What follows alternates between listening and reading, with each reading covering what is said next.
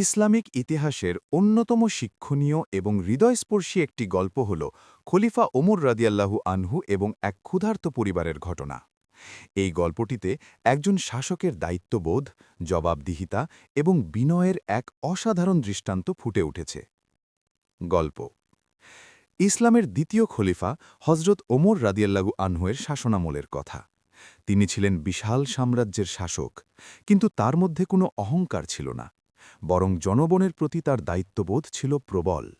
তিনি প্রায়ই রাতের বেলা ছদ্মবেশে মদিনার অলিতে গলিতে ঘুরে বেড়াতেন, যাতে সাধারণ মানুষের আসল অবস্থা নিজ চোখে দেখতে পারেন। এক রাতের ঘটনা, খলিফা ওমর রাদিয়াল্লাহু আনহু তার ভৃত্য আসলামকে নিয়ে মদিনার উপকণ্ঠে টহল দিচ্ছিলেন।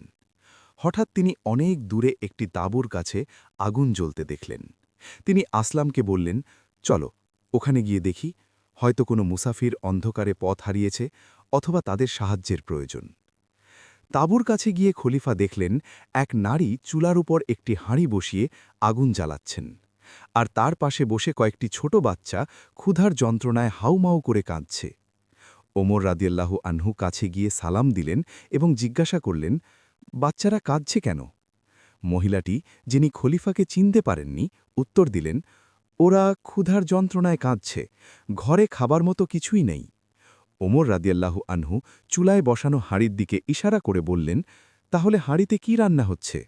মহিলাটি দীর্ঘশ্বাস ফেলে বললেন, হাঁড়িতে কোনো খাবার নেই, শুধু পানি আর কয়েকটি পাথর ফুটছে। আমি ওদের সান্ত্বনা দেওয়ার জন্য ভান করছি যে খাবার রান্না হচ্ছে, যাতে ওরা এই আশায় কাঁদতে কাঁদতে একসময় ক্লান্ত হয়ে ঘুমিয়ে পড়ে। আমাদের খলিফা ওমরের বিরুদ্ধে আল্লাহর দরবারে আমার বিচার রইল। তিনি আমাদের শাসক, অথচ আমাদের খবর রাখেন না।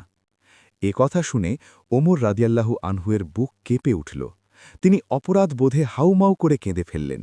তিনি আর এক মুহূর্তও সেখানে দাঁড়ালেন